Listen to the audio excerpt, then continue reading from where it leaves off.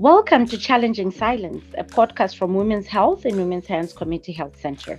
On this show, we are having much needed discussions about topics related to female genital mutilation or cutting with survivors, advocates, and community members. We're your hosts, Tomilola and Nanti. Challenging Silence is brought to you by the Flourish Project, made possible through funding from Women and Gender Equality Canada. You can listen to this podcast series on all major podcast listening platforms and our website, flourishaccess.ca. Please note that this podcast covers topics of a sensitive nature, including domestic abuse and violence. To ensure privacy and safety, some guests have chosen to remain anonymous. This podcast is age appropriate for 16 plus.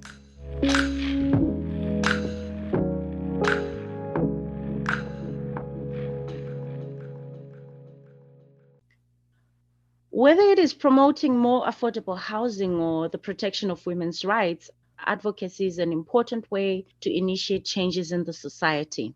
And advocacy enables people to be heard, it promotes problem solving and participation, and it influences laws, policies, and practices.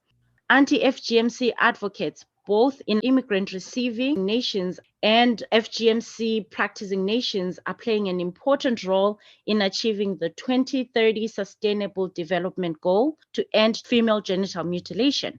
By educating communities about the dangers and challenging the stigma around uncut girls, advocates are raising more awareness of the practice internationally and are leading local initiatives to fight FGM and protect girls at risk.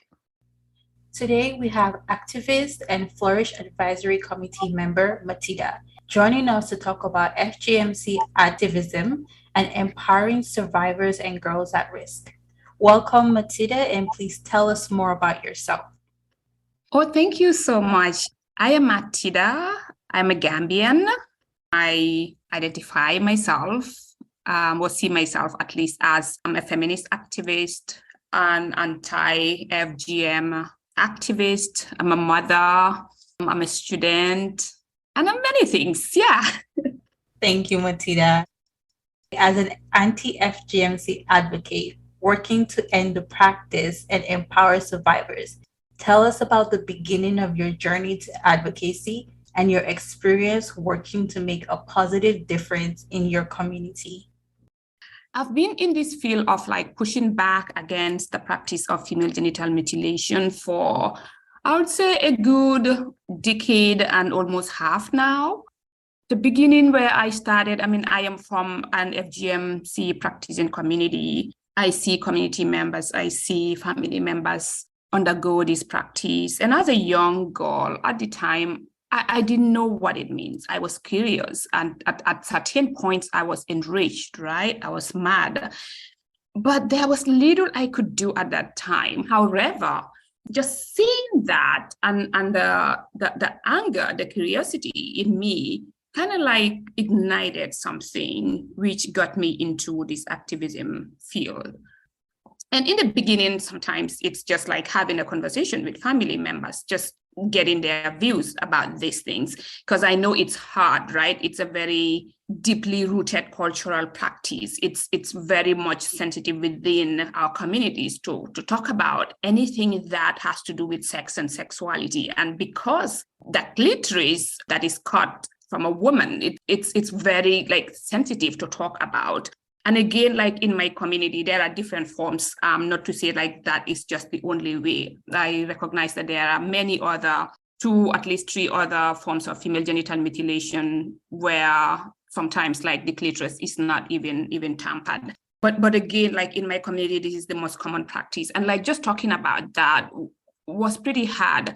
However, it started from there, just mustering that courage to say, you know what, I'm going to have this conversation with some family members. I'm going to have this conversation with community members. I'm going to have this conversation with my friends.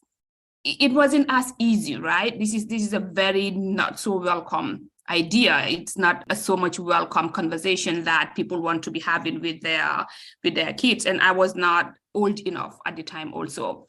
However, because I consider it as not only a passion, but also like something so dear to me, I call it a calling. I would say like, this is probably my calling. This is probably what I should be doing. I began to build interest, special interest in the area. And that is how my advocacy started. I got myself a diploma at the time in women and gender studies, just to understand, like have some tools to advocate.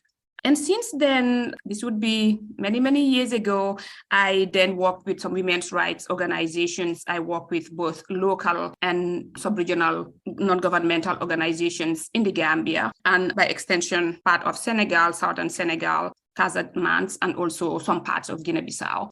So just having that interaction with community members all gave me the courage, and eventually myself, my friend, and some like-minded friends like came together and we established the Girls Agenda, which is a grassroots feminist organization that pushes back against female genital mutilation.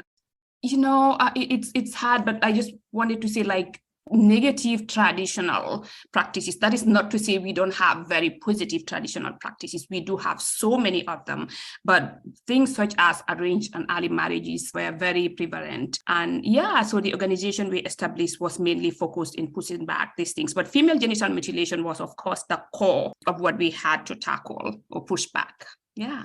Thank you so much for sharing that. And you did share that you were enraged and felt anger towards this issue, and that was part of the driving force to you becoming an advocate. What else drives you in your advocacy work? And can you share what difficulties you've encountered along this journey of advocacy? Yes, like the passion or beyond passion actually, it's this force, this need to do something. If we all are afraid, if we all don't want to take risk, our girls would still be exposed to so many things. And with my background, like I am from a very small community, a very small village, and my work was also centered around the communities, the local communities, the sometimes very hard to reach communities. And these are the places where it is often tough. So I live with people in their community. So you can imagine how that might be, like talking about a sensitive issue of that nature in, I would say, kind of like conservative communities, for lack of better words. So it was hard in a sense that, one, it is a very sensitive issue and people don't want to open up to it. So sometimes you will start the conversation and people will just shut you down. Sometimes people will just insult you, and not only you, they will insult your parents. And you know, it's hard. Sometimes you are just perhaps viewed as kind of like shame. And that's a lot to take. So it's risking it all. It's risking so many things, including sometimes your mental health, which I don't encourage people to ignore because it's very important. Sometimes it takes a toll on us. But like, again, I don't regret doing that. I don't regret even sitting in organizations where some organizations might be, you know, we are a women's rights organization, but you talk about some of these things and they are like, oh no, like, you know, we don't want to focus on this. And like now, most organizations, of course, don't get me wrong, most organizations in the Gambia are talking about female genital mutilation, cutting openly, but it was hard, let's say 10 years ago. You know, you face your management, senior management, and you are like, well, have your plan, share your plan rather, and female genital mutilation is part of it. Like it's hard for most organizations. It's like, yeah, we are dealing with women's rights, but this is not part of it. So it's like, you know, that compartmentalization of like issues to address and not to address. And I don't blame most of the people at the time because it's just the fear, you know, of like you being chased away or the fear of probably you not having enough funding or whatever. So it's like multiple issues. So at the time, again, I was not financially stable. I still am not. but just to say, like, the kind of passion, the kind of need that I felt, that the anger in me was pushing, like, you don't have to wait to have all the resources to do this. You don't have to get the permission from people. Yes, it is risky because there are times that your life is not even safe in certain communities talking about these things. But, you know, when you have a goal, you have something that is so much dear to you, you don't tend to care much. So the pushback is a lot, and nobody wants their parents to be insulted. nobody wants to have themselves being exposed to the point where, like, you talk, people are like, oh, that troublemaker, that complicated person. It's hard, right? But for me, the risk is all worth it. It is because I don't care if I have a pushback from people, not that it don't get to me, but what is most important to me is like having girls not being exposed to female genital mutilation, not being mutilated, not having to think about them not completing their education because they will be married off soon. So it's just a strong desire to push for change, even at small levels. That's what matters to me. And yeah, the challenges were very evident, but it is what it is, I guess. Yeah, female genital mutilation, it's deeply rooted in culture. And in our African communities, we don't talk about sexuality or relationships. We don't have this conversation with parents, aunties, or grandmothers. And there will be a pushback from community members, community leaders, when we do want to advocate for change. Some people might experience judgment, discrimination. Their parents might be ostracized. But FGMC, we need to have these conversations. And in order to advocate and protect young girls from harmful practices. And as you said, we don't only have the negative aspects of traditional culture, we do have the positive, but we do need to talk about those negatives so that the negatives can end. Mm-hmm. We know that FGMC is a very sensitive topic, one that is hardly spoken about. So when we do have the opportunity to speak to survivors, it is important to mirror terms in order to prevent the feeling of stigma and discrimination. Mm-hmm. Many see themselves as survivors, not victims, and some are okay with the term mutilation, while some prefer cutting or circumcision. Mm-hmm. Tell us how language is an essential and powerful tool in advocacy work. Oh, yeah, thank you. That's another critical point. Language is essential. Language changes everything. It could change the context. It could lead to a positive outcome or a very negative outcome, right? So in advocacy, like at least with my experience with FGM and like pushing back against other harmful traditional practices, I am very sensitive to what language is used. So for FGMC, coming from, again, like I said, the practicing community, mostly I use mutilation, but mutilation, I was so much focused on it just to make sure that the policy makers know and understand the magnitude of the problem, of the act or the practice of FGMC. So for most people, like you talk to them at the time, it was like, oh, it's not something that is sensitive. It's not something that is as deep as you people are talking about. Because like in the Gambia, for instance, Gambia is a highly Muslim country, I would say, and you have male circumcision, which is a mandatory at least in the Islamic religion, right? So many people know about male circumcision. So I've had this interaction when I used to work for an organization called Wasu Gambia Kafo, and I was a national trainer, and we would go into communities, we will talk to or like train the health professionals, we would talk to some community members, and mostly like this issue of circumcision comes up a lot, and people trying to like interchange it with male circumcision. Mm-hmm. But what I tell people is like, what is being cut from men is different from what is being cut from women, right? So yeah. for men, an equivalent of the clitoris in the men, which is like the glans, penis and everything, that is not touched. It's just the foreskin that is taken off. Mm-hmm. Now for the women, we just have the clitoris. And the clitoris is cut off, mostly like in my community, like I said, right?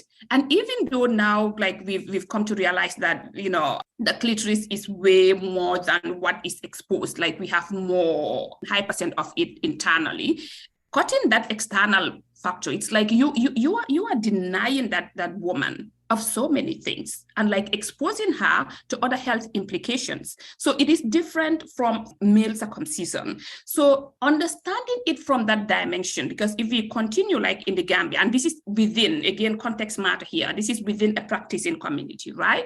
If we use mutilation, we are trying to push back to say, what you are doing, you are not just circumcising, you are mutilating a part. It's like when you just cut off my ear. It's like when you cut off my nose, you are taking off an essential part of my body, right? So again, it makes policymakers understand the magnitude of the issue of female genital mutilation. But again, like some people are comfortable with circumcision, and that is okay. That should be recognized. That should be accepted. If a practicing community says, we don't want to use mutilation, it is too harsh, we want to use circumcision, that is still okay. So for me, language is very relative, and it should be used based on local realities.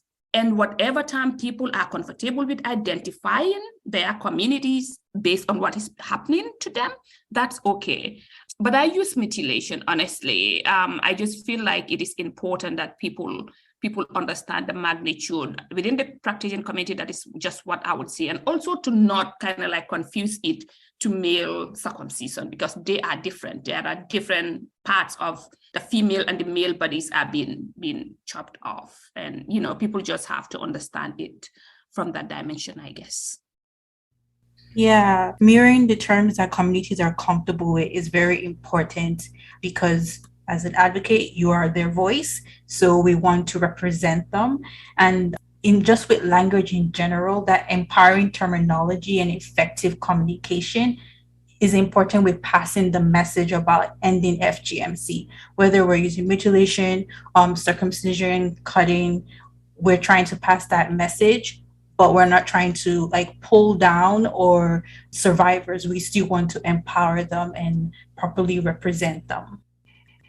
So evidence suggests that empowering women and girls are protective factors against harmful and discriminatory practices and essential for achieving gender equality. When women and girls are empowered and provided the tools, they can reach their full potential and have control over their lives and control over their bodies. From your experience, what actions are most likely to bring about change and abandonment of the practice? What works and what does not work? Again, this can be looked at in multifaceted ways, right? For female genital mutilation specifically, or like other deep-rooted traditional practices, there is no just one way, one right way of doing it, but a combination of different methods. And sometimes it might be trial and error, but a combination of at least different ways.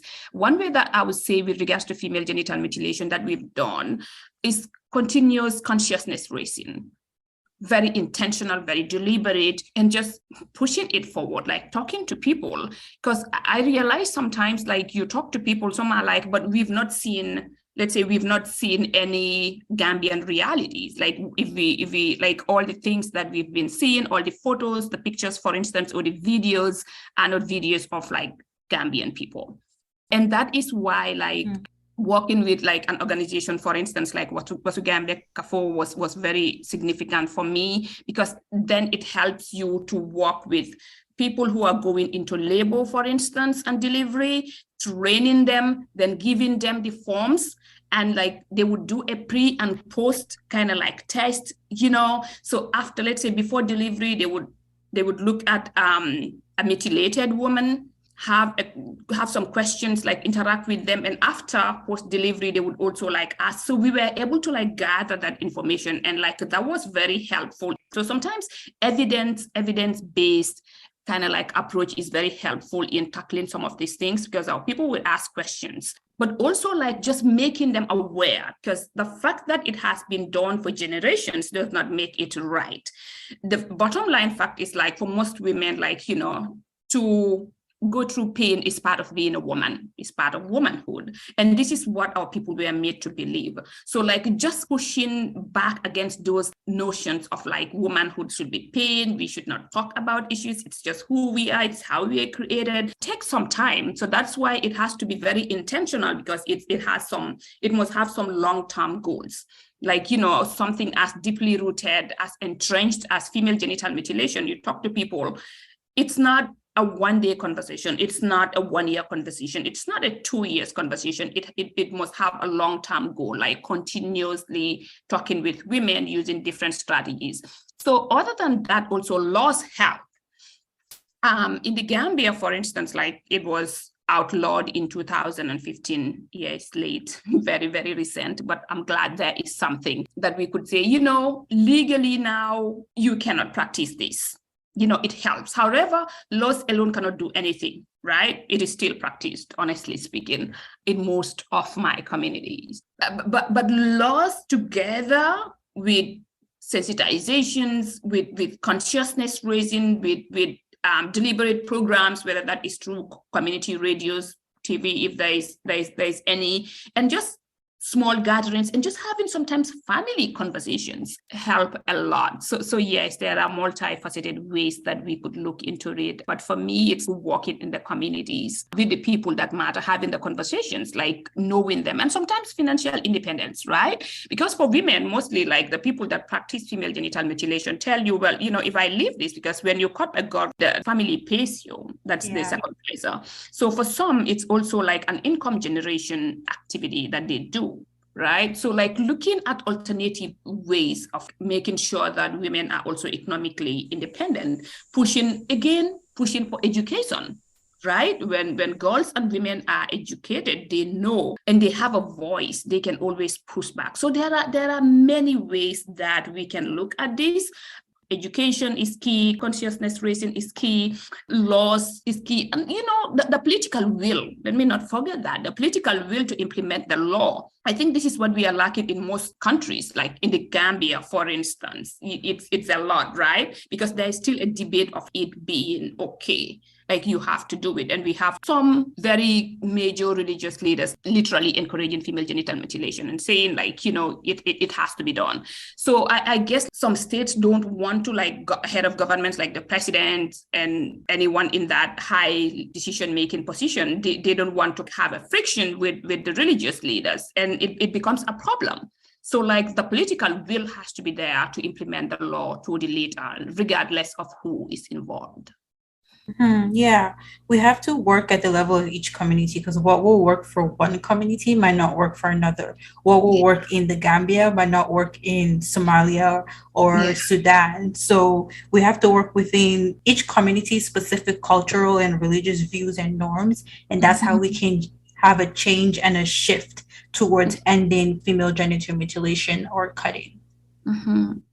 Yeah, and you raise a very crucial point in saying it's not a short-term conversation, and it's about collaborations, working alongside not just governments, but communities, and finding solutions for these various intersecting factors that play a role in FGMC.